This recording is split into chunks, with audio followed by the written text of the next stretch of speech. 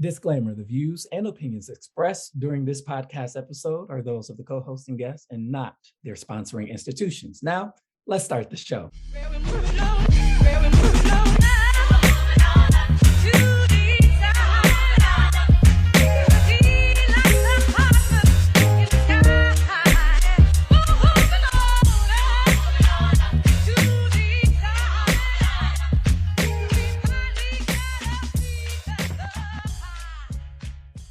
Hello, Detroit and the world.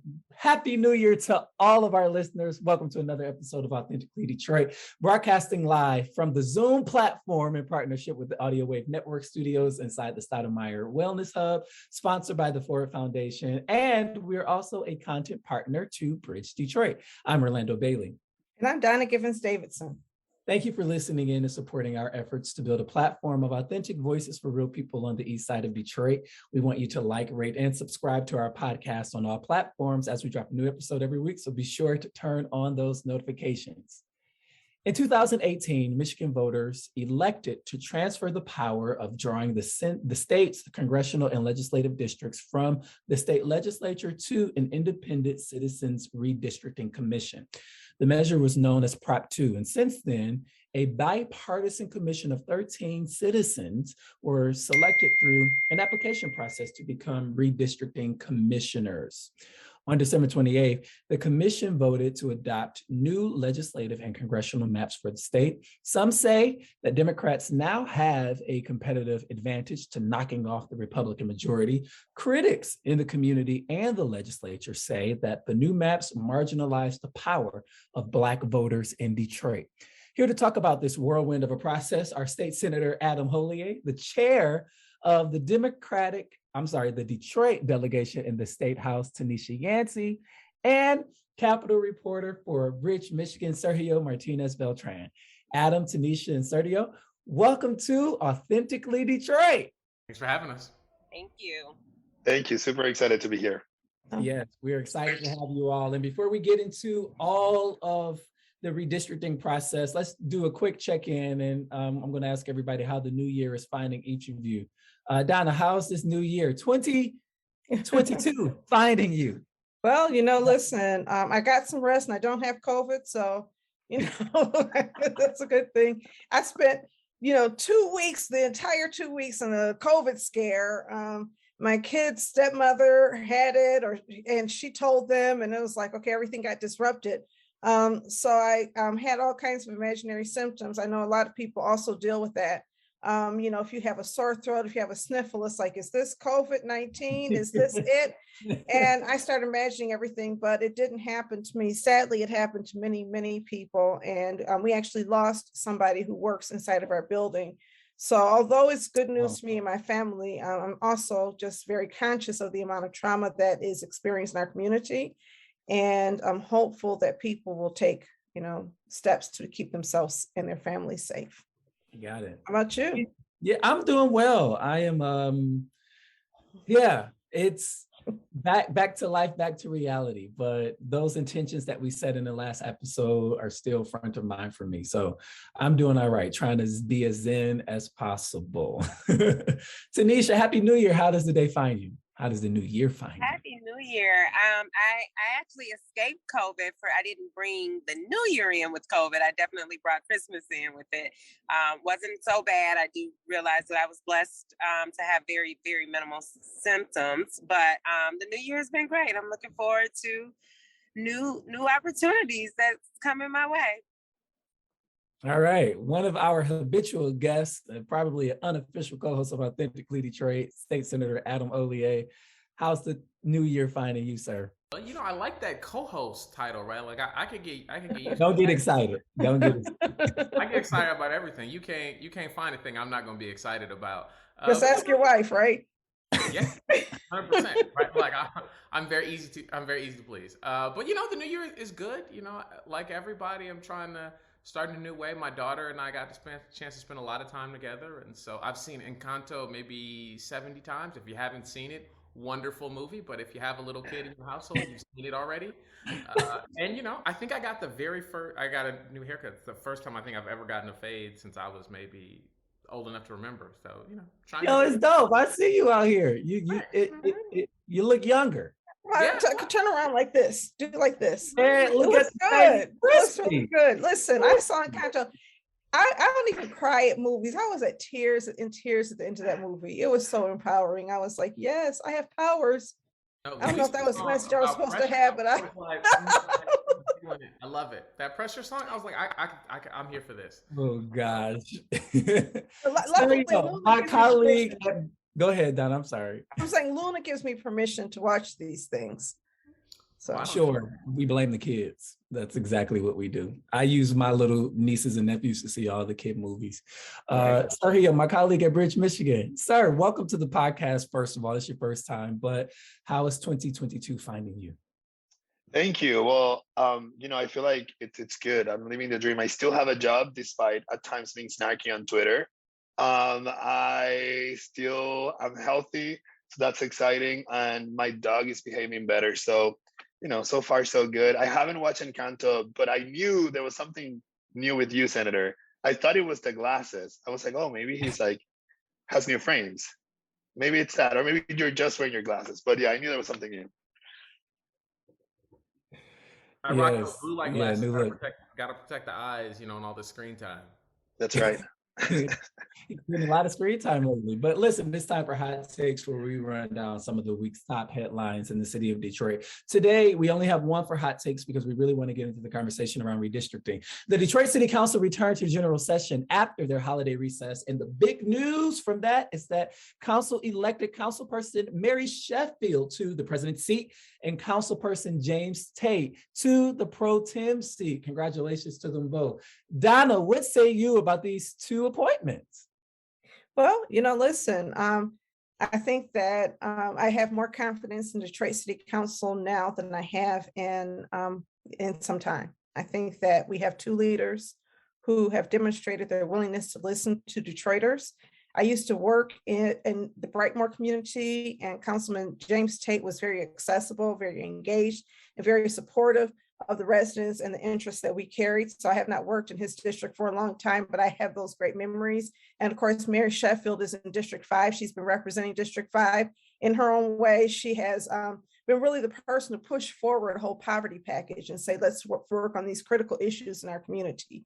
And so I'm hopeful that we're going to see something different with a district city council than we have since we've formed these districts, that we have city council members who really take their responsibility as legislators and as a check on mayoral power to ensure more equity and more inclusion of residents across our city. So that's my optimism beginning in 2022. Let's check back next year and see. Listen, to Mary and James, open invitation to join us on this podcast. So when you hear it, and I hear that you listen to it, be sure to come on and join us. Let's talk. Yes, absolutely. About the future. Listen, if you have pieces that you want discussed on this podcast, you can hit us up on our socials at Authentically Detroit on Facebook, Instagram, and Twitter, or you can email us at authenticallydetroit@gmail.com. Again, for our featured discussion this week, we are talking to our guests about the redistricting process, the new maps, and a lawsuit that is yet to be filed. Sergio, let's start with you. There are so many moving pieces to this redistricting process, and you've been covering it all and doing a great job, if I can say so. For our listeners, can you give a brief overview and timeline of events of this process and where we are finding ourselves today? Sure. So last week, after months and months of map drawing and weeks of debates, last week, the Redistricting Commission voted on the 3 maps that are going to last for 10 years. That's one state house map, one state senate map, and one congressional map. These 3 maps radically change, or could radically change, the makeup of the state legislature. So when I say that, the Republicans have a majority in the state legislature, despite receiving less of the statewide vote in recent elections, right? And so they have been benefiting from the old maps for decades, and this is truly the first time in a generation, I believe, that the Democrats have an actual chance to to flip the Senate chamber and become the majority there. The same with the House map. And, with the congressional district, Michigan is going down from 14 US representatives to 13. That is because of slow population growth. And what we are seeing, and, with redistricting, I have to make the note, there's a lot of predictions going into this, right? We are predicting a lot of what's going to happen because the reality is that the new districts, we haven't had a single election in those new districts.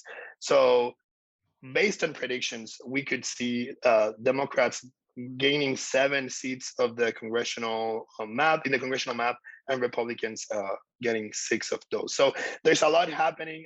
The maps have yet to be published, but what we do know is that they could become law sometime in March. And that is if the courts uphold them. We already know that there is a group of Black lawmakers and leaders, specifically from the area of Detroit, that have pledged to sue the Redistricting Commission over the maps. They say that the maps violate the Voting Rights Act, which is the federal law that protects the Voting Rights Act of minority voters. And so they're saying that these maps violate that act, and they want a court to force the Redistricting Commission to go back to the drawing board and redraw the districts. That lawsuit has yet to be filed as of right now. I want to bring in Tenisha on this discussion because, Tenisha, you plan to be one of the plaintiffs in the lawsuit. And so what I'm hearing, and hopefully you can answer, I'm hearing this optimism on part of Democrats that Democrats may be able to take the majority, but I'm also hearing dissent around these new legislative maps from the Black caucus, specifically the Detroit caucus, in the House. So what is the tension? What is the lawsuit, and when will it be filed? So first of all, there's no tension right now. We haven't been in session. I don't know for sure. I've seen some posts where some of my colleagues seems to be thrilled about these new lines being drawn, and most of my colleagues from Detroit are not thrilled. I am happy to say that we took a vote today in a special meeting for the Detroit caucus, and the Detroit caucus will now be a plaintiff in the lawsuit. So one of the reasons that it hasn't been filed as of yet, because we have met with some other organizations whom I will not name, who will remain nameless until they're ready to come forward to say that they are a party to this lawsuit. So we're meeting with attorneys from different major organizations here in Detroit to make sure that we have the parties that are interested. At some point, and as I told the attorneys today, that we are going to have to file, because it's a time-sensitive issue. If we are going to amend complaints to add plaintiffs at a later time or add allegations at a later time, that's fine with me. But this train has to move because it's definitely a time-sensitive issue. What's the main allegation right now that's coming up as you guys develop the lawsuit to be filed? So the main allegation, and I apologize, can you hear me okay? I'm switching over to the car. The main allegation is the violation of the Voter Right Act. We all know that the Voter Right Act was intended to protect Black voters. It was intended to ensure that we weren't watering down the Black vote. And so that is the number one allegation, is that we're watering or violating the VRA. So when I look at the situation, what I've heard are a couple of things. One is that the attorneys from the commission have said that if they pack Black voters into districts, that's in violation of the Voting Rights Act, because packing voters it dilutes really, well, it doesn't dilute, but it sort of concentrates us in one district and dilutes our involvement in others. I'm not sure if that's the exact wording. I'm sure Sergio can do a better job than I, and I know Adam has spoken to this in the past also. But I also have heard that one of the issues is that Black Detroiters have not stayed in Detroit, have decentralized to many suburban communities, that Detroit's declining population contributes to this. How do you respond to that in your criticisms of this redistricting? I believe that, no matter what, Detroit is still a majority Black area. And when you take Detroit and you split it up and you draw a line from Detroit that goes from a Detroit district all the way to a Birmingham district or all the way to a Farmington Hills district, you're still taken away from the voices of Black voters in Detroit. And one of the things I want to make sure that I mention is that we were always advocating for there to be partisan fairness. We wanted there to be partisan fairness, but still have majority Black districts. And I'm going to leave that to the subject matter expert, Adam Hollier, to talk about the mapping and how there were maps that did both. And they completely ignored those maps. Right. Because as I recall, the NAACP and the ACLU had drawn alternative maps that they did not use. Is that correct? Well, there are lots of options that could have been done. And I think the point that you're making is a really important one, right? So as we talk about the city of Detroit going from, and this is just using the census numbers because we know that there are some inaccuracies there, but the census says that we lost, between 70 and 80,000 people, right? And at the same time, the Redistricting Commission drew 9 Senate seats in Detroit compared to 5. So you lost the equivalent of an entire house, well, more than, a house district and some, and you gained 5 house districts. So right now there are 10 state house districts that represent a portion of the city of Detroit. We would go to 14. And that's when you would say that you, in essence, lost a full seat. So when we talk about the difference between cracking, packing, and dilution, it's really important to kind of think about a thing, right? So if you're going on a trip and you say you are overpacking that suitcase, or you're jamming something into things, it's like busting at the seams, right? It's just all over the place. No one would ever say half full is packing, right? Like, you are not packed into a group as a perfect example, women, right? So there are 3 men and 2 women here. It would not be packing to say, all right, well, if we broke up into a group, the 2 women could be in one group, versus saying, all right, we're going to put a group of 2 men and, a woman in each one and separate. So there's never a majority of you. That's really what we're talking about. We're talking about making sure that people have an opportunity to be around people like them, who look like them, who are from similar life experiences. And the only community in the entire state that the commission did not listen to in that regard were Black people, right? When Latino people said, hey, please draw us in the same district in Southwest Detroit, they drew Latino people in Southwest and Downriver in the same House district, to the best of their ability, in the same Senate district and in the same congressional district. When the Bengali community said, hey, please draw us together, they went block by block and said, ooh, commission, we really appreciate the work that you've done, but you missed, my 2 cousins who live 3 blocks over. And they were like, oh man, we got to fix that. There was even a day where they spent time talking about the Sikh community.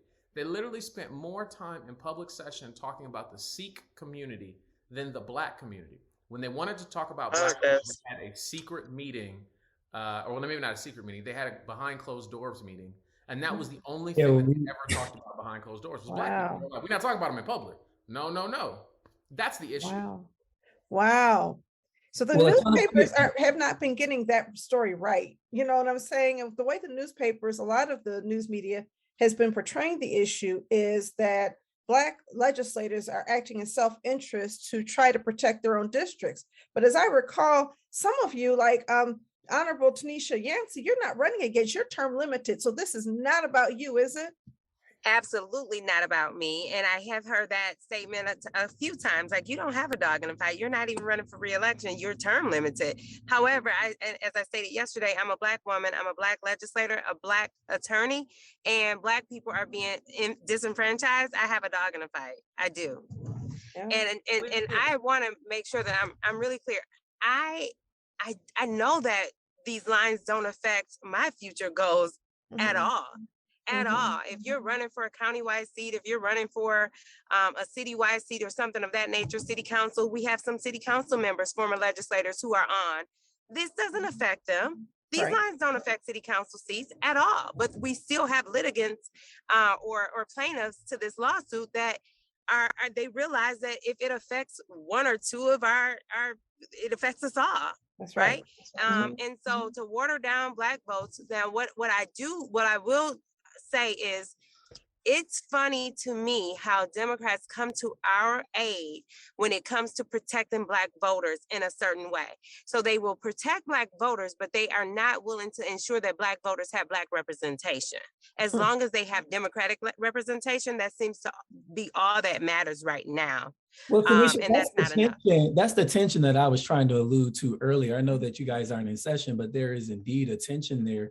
What is your message to your fellow Democrats? Adam, what is your message to your fellow Democrats who are excited about a potential edge in the state chambers, but doesn't seem to share your concern around the disenfranchisement of Black voters, especially in Southeast Michigan? That's a funny question for me to be able to answer. So I'm one of the co-chairs for the Senate Campaign Committee, right? It's literally my job to take the majority. So on the one hand, I'm like, yes, for the first time literally in my lifetime, there's a clear path to take the majority. But as I talk to everybody, it's important to note that was not done by diluting Black voters. It was actually made more difficult. So when we talk about communities and the spaces across the metropolitan area, the national narrative is that packing Black people into communities is how Republicans kept dominance. To some extent, that has worked in some places, but that's not what happened in Wayne, Oakland, and Macomb County. Racism, which Donna, knows about and talks about and calls out, is the reason that Black people live in one space, right? The reason there are less Black people in Macomb County is because of housing discrimination. The reason there are less Black people in a lot of these communities is housing discrimination.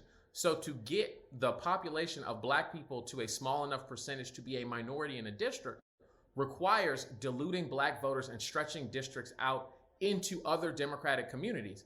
And I mean, we all know this. There is not a single Republican majority community adjacent to a majority Black community because they don't want to live next to Black people, right? So if you look out into this space, there was always a buffer community of white folks that are, of a different social and economic status to buffer in between that Black community. And so when Tenisha talks about going all the way up to Birmingham, my district starts at the base of the Detroit River and goes all the way up to Clawson to include a precinct in Royal Oak and in Troy and Sterling Heights. It's got to go through a lot of places to get away from Black folks and get enough white people to make Black people a minority in the city of Detroit. They also have to cut the city of Detroit into small spaces. And so we got partisan fairness in the Senate map by splitting Ann Arbor, by drawing a Midland, Bay City, Saginaw district. It's not in the city of Detroit. And so it's really important that we talk about those kind of things and really address those kind of things. And I think people like Sergio have talked about that, but it is a more complicated discussion, right? Like he writes 10 articles about redistricting and it's in 5 of them, but the article that people read is the one associated to the Fox News or the 30-second clip that says Black legislators, Black elected officials are worried about Black power. And that headline is right? It is Tenisha and I's responsibility to ensure that Black people are empowered. And that is self-interested because as Black people, we are most concerned about Black people and Black issues because if we're not looking at them, nobody else is. And I think it's fair to say that there are some issues, many issues in our state that are Black issues that transcend Republican and Democrats, right? We had emergency management in Detroit's public schools under a Democratic governor. We've had certain types of things take place in our state where Black people have been disproportionately affected, differently impacted than other Democrats in the state. And so this suggestion that just having a Democratic representative means that Black people are protected is a little bit inaccurate, to say the least. Where do you weigh in on this, Sergio? What are your thoughts about this? What have you seen? Yeah, I mean, this conversation is super important because I do think that it goes a little bit deeper into how multi-layered this whole discussion is. It is very nuanced, and it's not just about Senator Hollier and Representative Yancey being upset about this or other activists or whatnot. It truly is about representation. That's the reason why we're here, right? When we draw lines, we're talking about representation. We're talking about the people who will advocate for your well-being, truly who will advocate for the betterment of your livelihood, of how you live your life or how you relate with your neighbors. So it is a very serious issue. I do think that, something that we've tried to explain, and I'm going to try my best here to explain it briefly, but it is this idea of majority minority districts and also opportunity districts, quote unquote, right? So when we're talking about majority minority districts, we're talking about districts that over 51% of the population is part of a minority group. So in the case of a lot of the Detroit districts, it's Black voters who represent the majority. I mean, there are districts that have 95, 94%, they're 94% Black. So the Black voters make the population in that district. What are you talking about? I'm sorry, just to insert a little bit of nuance here. What are you talking about when you say majority Black? Are you talking about in population or in voting age? That's a great question. The Black voting age population. So the people that are 18 and over, they make up over 51%, because the reality is that children don't vote. So that's a great question. So moving from there, then we're talking about opportunity districts, which are districts where a specific minority group, they don't make over 50% of the population. But when you add crossover votes, which are like white voters who might vote with the Black group or white voters who might vote with the Latino group, they elect the candidate of choice of the Black or the Latino group. Now, that is a handful, but I do think it's important to talk about that, because what the commission has said they're doing is that by reducing the number of majority minority districts, they are creating more opportunity districts and more opportunities for the candidate of choice of minority groups to get elected. However, the commission used general election data, right? So for sure, Democrats, a white Democrat, will vote for the candidate that is, the candidate that is running on the general election, regardless if it's white or Black or whatever, right? Black and whites and Latinos and other groups are going to vote for the same Democratic candidate in the general election. So truly, in some districts, specifically in the Detroit districts and some districts in Flint, for example, it is in the primary. The primary serves as the general election, right? And that's where it matters here, because the commission used general election data because they said they don't have a lot of data from competitive statewide primaries. So to that end, sure, in the district of Senator Hollier, there's going to be a Democrat who's going to win.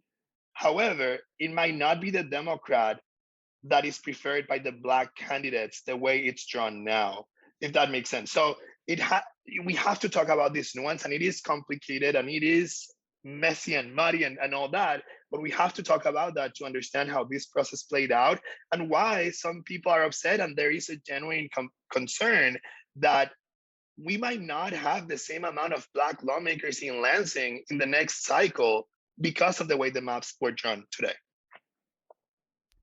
And what I think is important is Sergio has, reported about a couple places where a similar thing happened.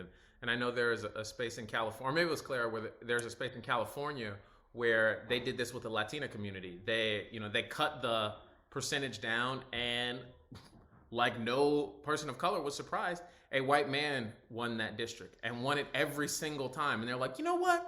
Maybe we should redraw it. And they are plussing that district back up in California because you took a community that for the first time was able to elect a person of their community and was then no longer able to do so. And we talk about Black issues and Black people and Black communities.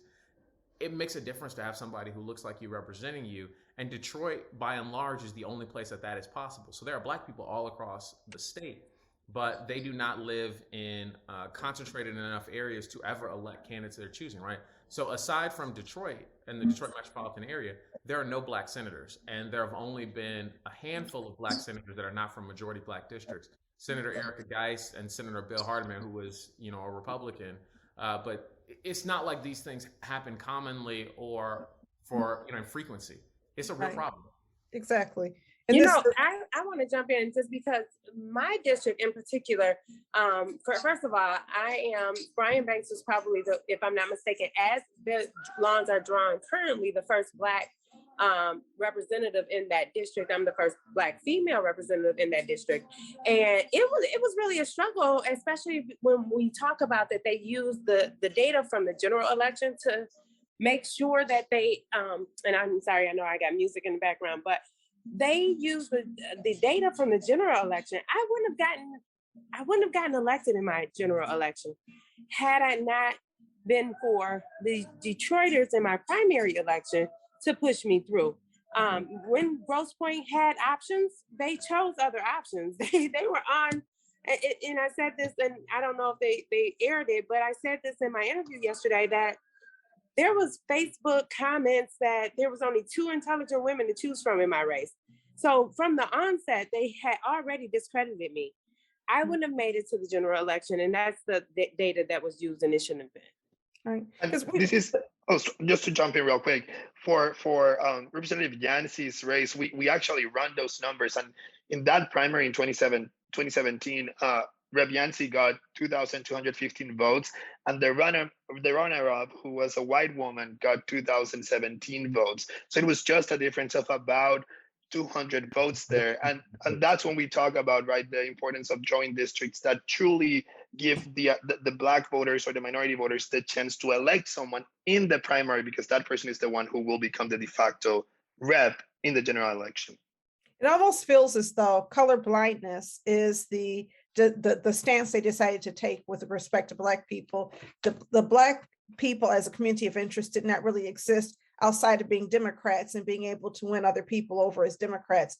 But there was this color blindness despite evidence of racism. We decide we're going to be colorblind in our solutions and pretend as though people do not make decisions based on race in elections every single time. And that's unfair to candidates. It's unfair to Black people to assume that people are voting in best interest, because you have so many instances of white people choosing white over party in our nation. And then you also talk about the whole issue of the contested primaries, and the primary being the general election. Is it that they're naive, or they choose not to see what's happening? Because Sergio, they draw these maps with legal counsel, especially with regard to making sure that they are supposed to be in line with the Voting Rights Act. How does that come into play? Yeah, I mean, they've been following the advice of a voting rights attorney and a partisan fairness expert who have told the commission, hey, you can lower the percentage of Black voting residents below 50%, and you can still be compliant with the Voting Rights Act. And so at the end of the day, this commission is made up of 13 residents like you and I who, like, you know, have never drawn a district before. Most of them are not lawyers. Most of them are not, I mean, none of them draw maps for a living.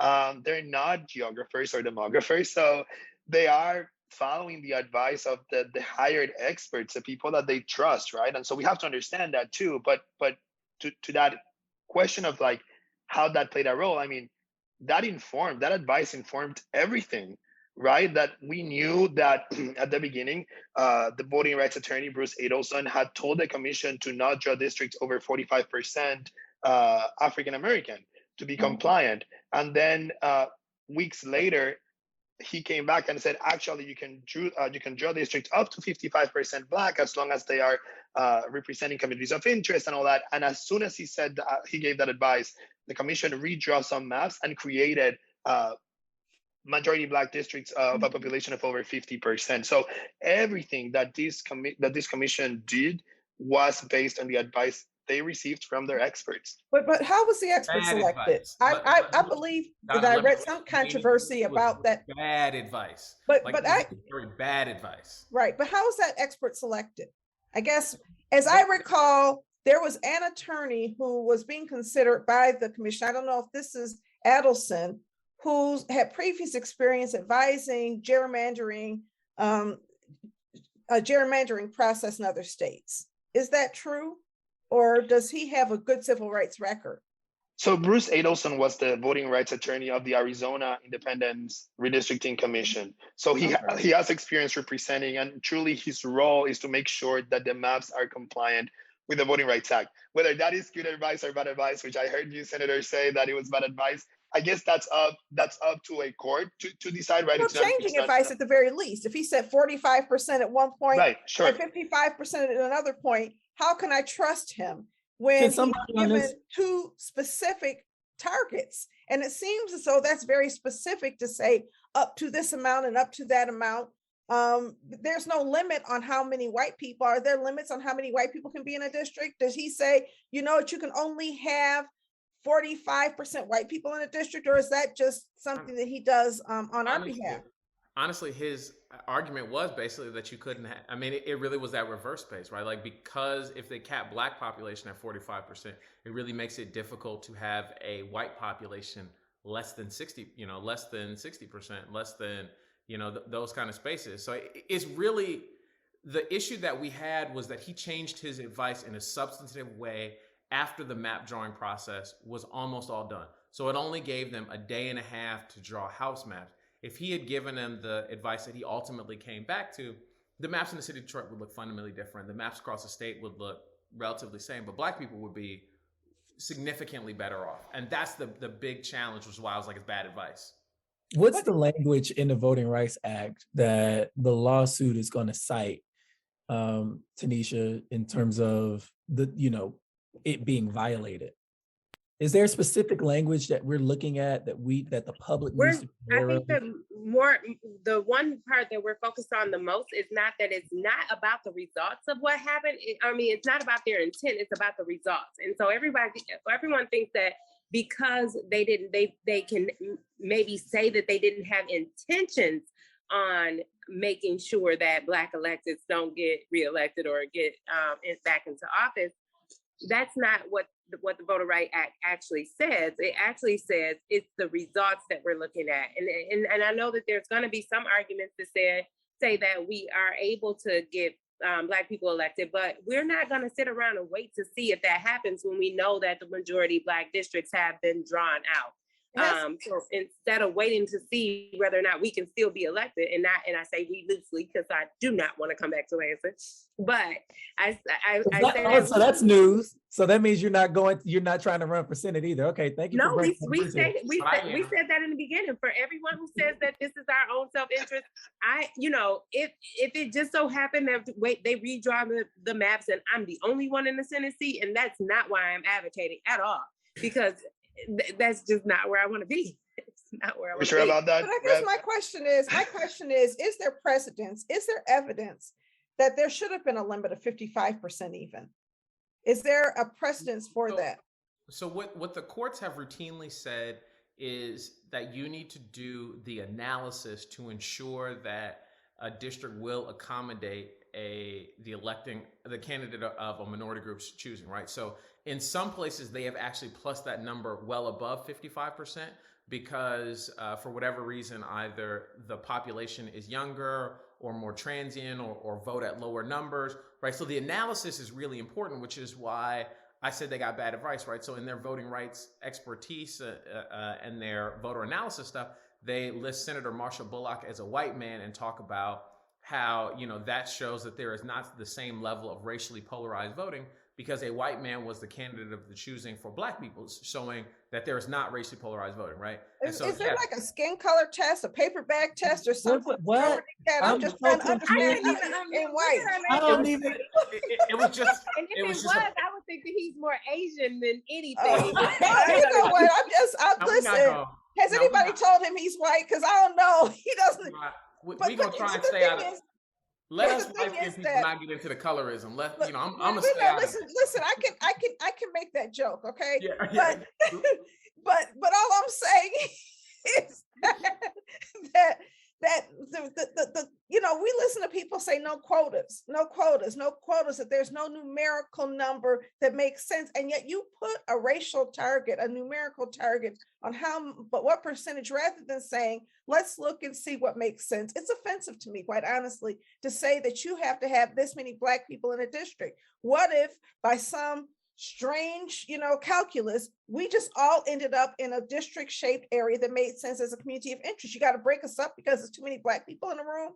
I'm sorry, that's that feels wrong. And I know that there's the intent of packing. Packing is intentional, right? Packing is when we force people together. But when you say no more than 55%, it's really saying that we're limiting Black participation as a group, Black participation as a community of interest. And maybe I'm reading that the wrong way, but if that was not also the conclusion for every other group of people, then it seems to me to be racist on its face. And I'm not an attorney, but that's just my feeling. let me jump in here and put a pin on that because we got to let Representative Yancey go. But before we let you go, Representative Yancey, we know that the Detroit caucus is going to be named in the lawsuit, and that's one area of recourse. I'm seeing another strategy on part of Debbie Dingell. She's moving to run in another district. Is the Detroit caucus or the Black caucus within the Michigan Democratic Party pursuing both of these at once, walking and chewing gum at the same time? You're going to court, but are we also considering strategies around figuring, I got to buy a house somewhere? Each individual person, and I've seen, there are some members who are actually planning to relocate. And so each individual member have to make that decision on their own. Do they want to run against their white counterpart in Oakland County and share that district, or do they want to move and maybe run in a district that may be an open seat? And that's up to each individual person. There hasn't been any strategy, I will say, from the Detroit caucus members. And we're still waiting to have a Michigan Black caucus meeting to discuss these issues. Representative Tenisha Yancey, thank you so much for joining us on Authentically Detroit. We appreciate you coming by. You got to come by again. Yes, thank you. I absolutely will. Anytime, I'll make sure that I clear my entire hour the next time. Thank you for understanding. No problem. Thank you. Bye-bye. Bye. Donna, you were making a point. We had to get her off. Oh, no, I understand. No, I'm just making the point that when you make a race-based argument, that this is how many you can have inside of a district, even when it's well-meaning, even when your intentions are good. We're not looking at intentions. If we had the same maps and nobody had been given advice no more than 45%, that would be different to me. But it's actually offensive to me that somebody had that conversation and gave that kind of legal advice. So it feels to me as though that's an interpretation that is a pretty racist interpretation based on a set of assumptions that should not be made. I mean, this attorney does not have the ability to determine what happens when you have no more than 45% of people in a district, other than this is his bias and this is his assumption about what's going to happen in that district. Why not listen to the people in the district? Why not allow it to be, maybe some you have 40%, some you have 60%, some you have 62%, some you have 30%. I don't know, but just this number feels weird. And you're right in that regard. And I think that was what people, talked about it, and how you saw those kind of things grow and develop. And I think that kind of continued movement and discussion is reason that he backtracked from his statement so hard of 45% to 55% in the last couple of days. But that in and of its face is one of the challenges, I think, to the legal piece is race was the primary means of them drawing the maps in the city of Detroit. And you saw that because that's how they did it, right? There is a lot of legal precedent about what packing is, and that number could be 60, 70%, but there is something to be said for allowing Black people to be able to elect somebody, and these maps just flat out don't do that. So that continues to be the issue.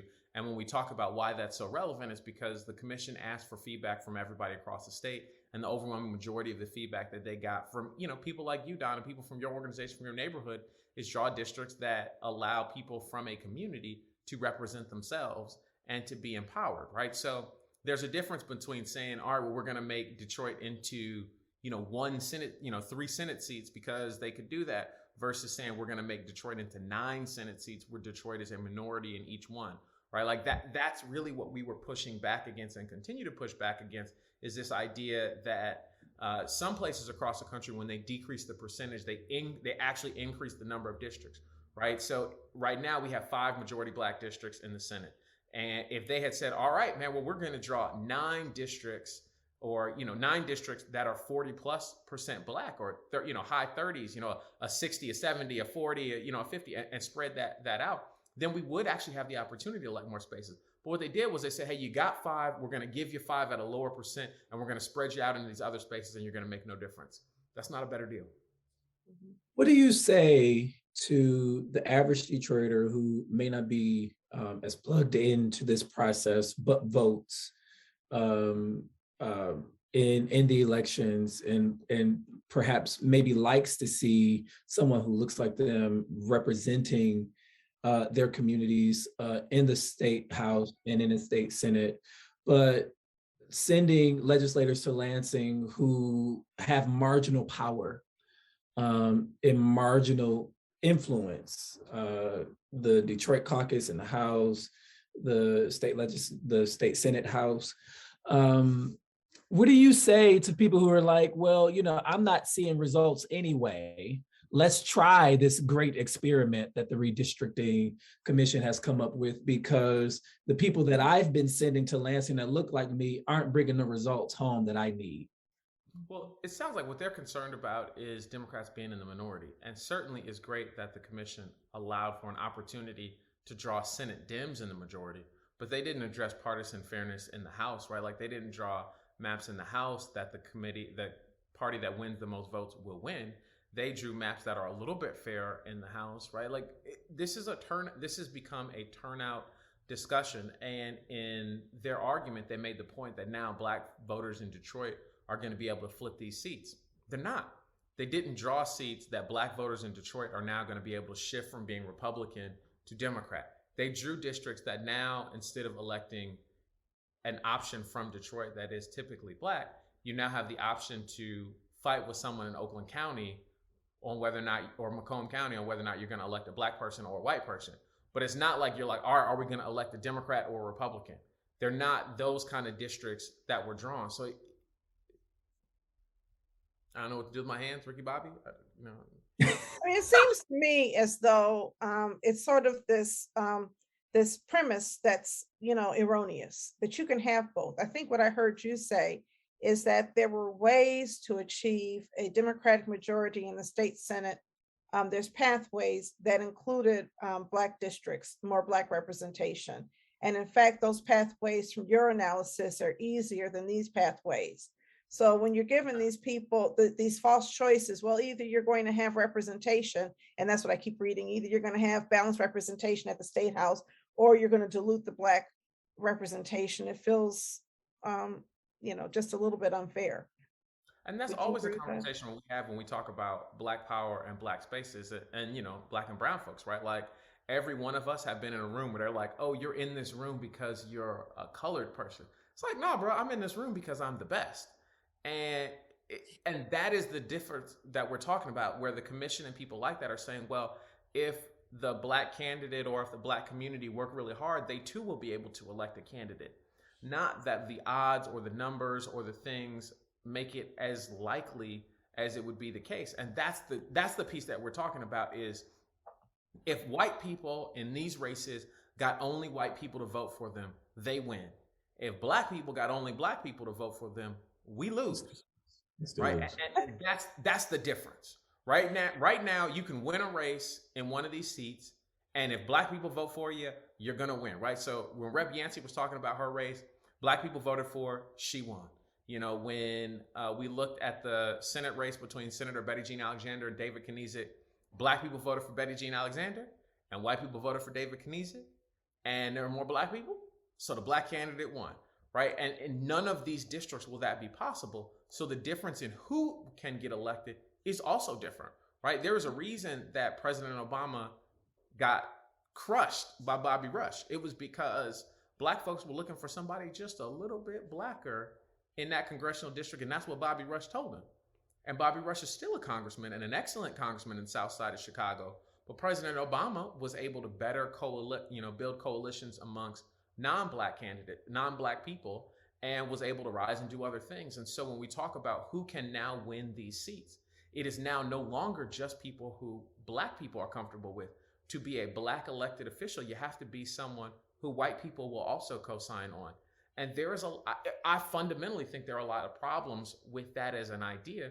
And, I know Sergio would echo those same kind of things as we talk about the Latino community. Like it's a very different ballgame to be able to say, hey man, if my people are with me, I can win, versus saying I have to subjugate a number of the wills and wants of my people to get these other people on board.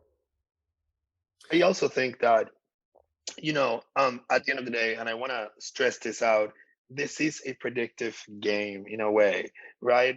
We don't truly know how these districts will perform based on the current population that we have now, because we haven't run a single race there yet. But I do think all of these concerns are very fair.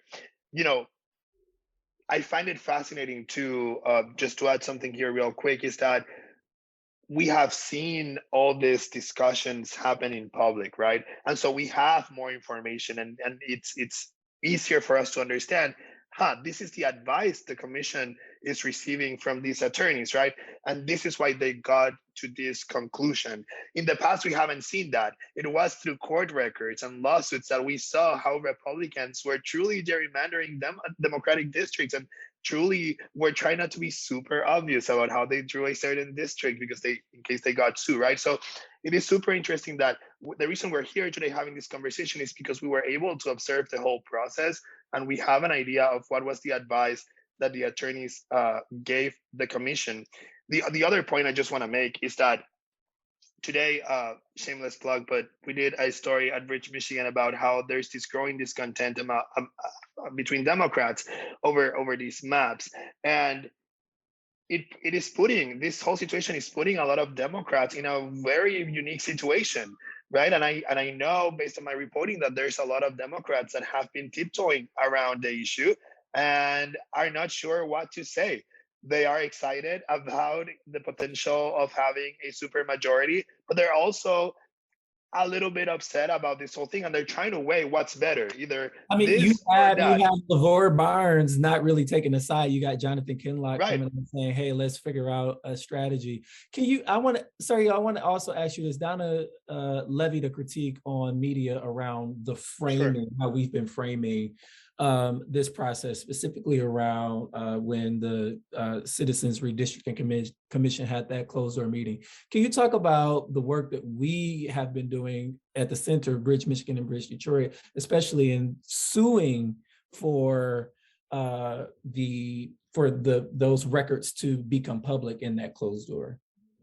Yeah, and it is a fair criticism, and I'm the first one, and the senator here knows that every time I get a criticism about the reporting or the framing, I really try to listen and try to figure out if there's a way to improve it and try to understand here the point.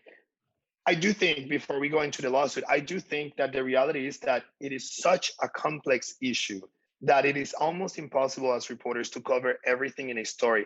I work for a place that allows me to write 1,300 words, and so I have maybe more space than some of my other colleagues, but all my other colleagues covering redistricting have spent 8 hours, 9 hours of meeting time watching that, so that the general public don't have to sit there. And so I do think there are ways for improvement, and clearly I think as I look back, there are things that I would have done different in terms of the reporting, but I do think we tried our best to explain a really complex issue that is not super sexy, and that the majority of the residents, the reality is, are not reading them. They're not reading our stories about redistricting. That is the truth. And that's fact. We get the numbers. Yeah, and that is truth. And so, but to that end, we really, when the commission met behind closed doors, they had told us that they were doing it to discuss these voting rights memos. And right away, I and some of my other colleagues realized that this was super fishy first, and also that why are you going to discuss issues that impact Black and brown folks who are always the one getting the worst part of every process in every gubernatorial system? Why are you discussing that behind closed doors? And so Bridge, Michigan was one of the first ones to send a letter to the commission. John Bibo, our CEO of the Center for Michigan and Bridge, Michigan, as well as my editor, we sent a letter to the commission telling the commission, hey, please make these documents public. The commission said no. And then Bridge, Michigan and the Detroit Free Press, the Detroit News and the Michigan Press Association, we banded and we sued the commission because we have this responsibility of fighting on behalf of the people's right to know, but also people voted for a transparent process. And when we talk about transparency, we're talking about all of it, the good and the bad, the pretty and the ugly. And maybe, there was nothing revelatory in those memos that we found, truly, besides the fact that the commission and the attorneys were talking more candidly about specific groups, about the Michigan AFL-CIO. They were talking more candidly about Promote My Vote, who had also submitted maps that gave Democrats a majority, but still provided the opportunity to have more Black majority districts. And those two maps, presented by the AFL-CIO and Promote My Vote, they were very popular among Detroit residents and among Southeast Michigan voters and residents in other parts. And the commission chose not to incorporate those because there were conversations that if you did incorporate those maps, they were going to be political because these were interest groups, right? So, you know, I think that it was because of the media that we had access to these documents, and so I do think for sure we need to do better. I do think that part of doing better is also being able to explain how nuanced and complicated this issue is, and be able to be open to the people and explaining that to them. And I do think that at the end of the day, you know, redistricting is inherently political. Like, it is political. You have Republicans and Democrats jockeying over this. You have progressives and conservatives trying to have their best here. So it is political, but what matters here is that we have to zoom in the impact it will have on people. And that is everyday people, right? And what happens when they don't have representation. And in particular for us, Black people, right? Because Voting Rights Act was written as a remedy to historic and systemic injustice against Black people. And when people oppress, they rarely go out and say, you know what, I'm going to oppress you. A lot of times they don't even intentionally oppress you. But what they do is they operate out of a set of assumptions, a racist worldview that they don't even consider racist, that ends up being oppressive anyway. And so the idea that you had to go behind closed doors to have conversations about Black folks is poisonous to me, right? And the fruit of a poisonous tree cannot be healthy fruit. If you are having a conversation about Black folks, because even though maybe nothing came out new in that conversation, you know what also didn't happen? We didn't get to speak back. We didn't get to give our input directly at the time they were having those conversations. We were silenced. We were not allowed to be engaged in that dialogue. It was a way of shutting down Black conversation, of the conversation of people advocating for us. So I have concerns about that I think as much as I want to see this play out, and I was a big fan of it. I voted for proposal 2, whatever I voted, we were involved. My organization got funding to get people out there to draw maps and discuss communities of interest and build awareness. So on the east side of Detroit, we are engaged in reading these stories and we talked about it. We had our staff retreat, and it came up with, in our staff retreat, redistricting is being talked about in our neck of the woods. Senator Hollier came and talked to us and helped explain the significance of that.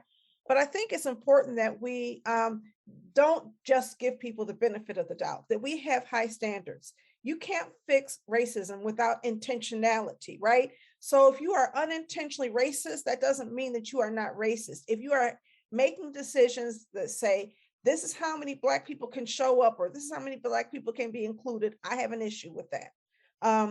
The other thing, though, I want to speak to is another related to the question that Orlando raised a little bit earlier, and that was about people saying, you know what, I'm not happy with what's going on with the Democratic Party right now.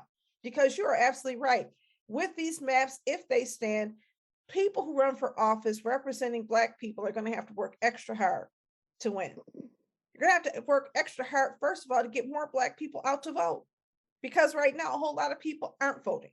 And a lot of people aren't voting because they don't see that anybody is standing up for them. There's so many things that are not on the agenda right now. We are in the midst of a housing crisis, but who's fighting hard for that? And it's getting worse. It's not getting better. How many evictions have taken place over this past month after the eviction moratoriums have been lifted? And how many people are in some part of the eviction timeline? How many new housing units are we building for low-income people and families in our community?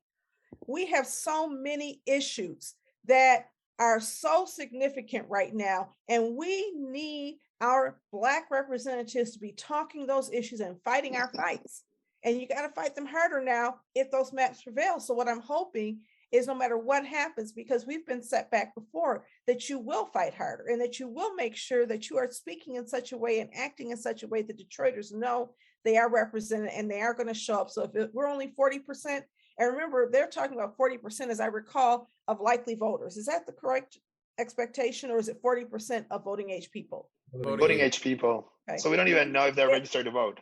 We need to get all of those voting age people out, because the reality is, even if you look at just the number of people and you just have gross numbers, I believe, and I may not be correct, that Black Detroiters are voting at a lower rate than other people in our communities.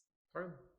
So the numbers, the disproportionality is greater than just, whatever the numbers they came out with. Is that true? No question. And when you talk about the housing issue, that is also a voting issue, right? So you have to be registered to vote in the precinct that you live in, right? So if you are experiencing housing insecurity, if you're doing some of these kind of things, you have the kind of issues that are more concentrated amongst poor Black folks, right? Like it makes it much more difficult to vote. It makes it much more difficult to have these kind of issues. And when we talk about the overall condition of these spaces, it's a layered issue that we've got to talk about. And the reason that the percentage of the voting population is supposed to be such an important analysis is because it could say 55% isn't large enough, right? It is not to say that it is supposed to be an upward cap or a lower cap. It's supposed to be, this is the analysis that we've seen in this community is what is necessary to win versus another community.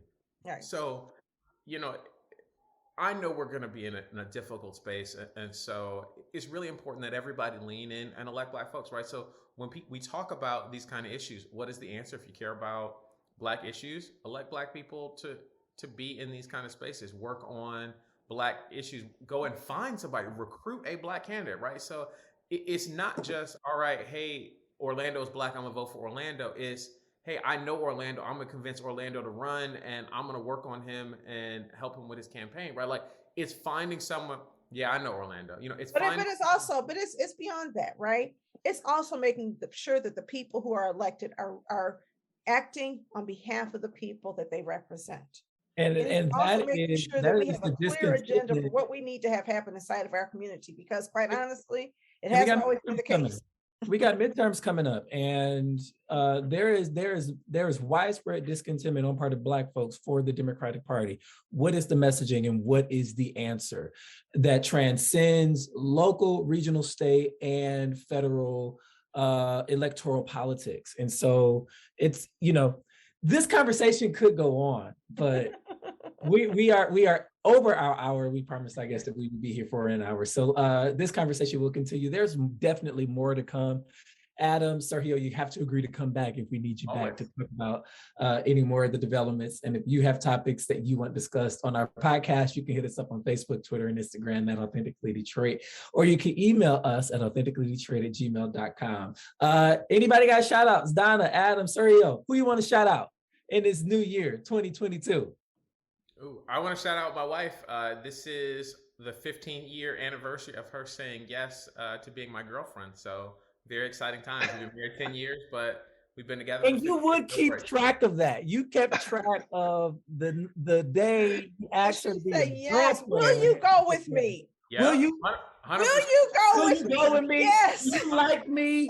Can we go together? Check. Yes or no. Yes. As a matter of fact, my daughter was like, "Daddy, what are we doing for story time?" I was like, "Look, we don't have time to read a whole book." She said, "Well, will you just tell me a story?" I told her the story about how me and her mom met. So yeah, I'm very excited. I'm grateful. I'm a very grateful man. Oh, you know what? I'm grateful for you, because you know what? Anytime somebody can tell you, when somebody say, yes, I will go with you, not even yes, I will marry you. Yes, I will go with you. Yes, we go together. That's so, but it's so Adam Hollier. I'm not surprised. I'm not surprised at all. Sergio, you have any shout outs?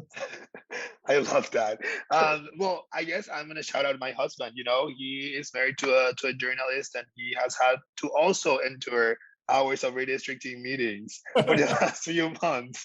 And so, yeah, shout out to him. Hats off to Sergio's husband for, it's not easy. It's not easy to have a significant other that's a journalist at all. No. Yeah, not at all. Donna, you have any shout outs? I'm gonna have to shout out my husband at this point. Listen, it's not easy. Thank you for saying yes, Kevin. Or thank you for asking. And you know what? Listen, it's been about 2 years since we got engaged. We got engaged. About 2 years? What's the specific date? Come on now.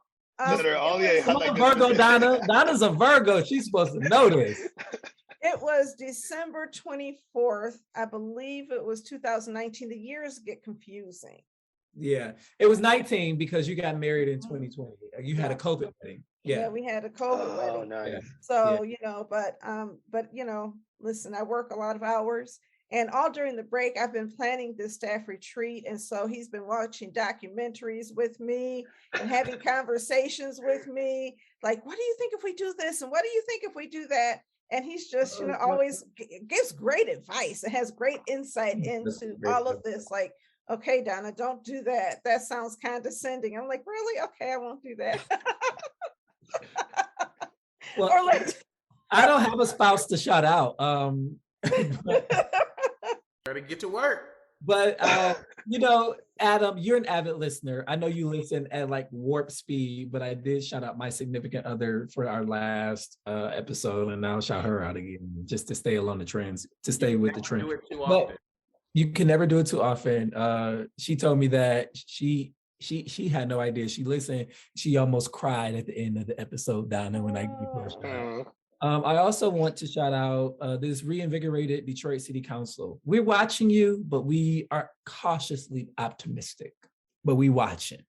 We want to thank everybody. Thank you so much for listening. Happy New Year. And as always, we want you to catch the wave.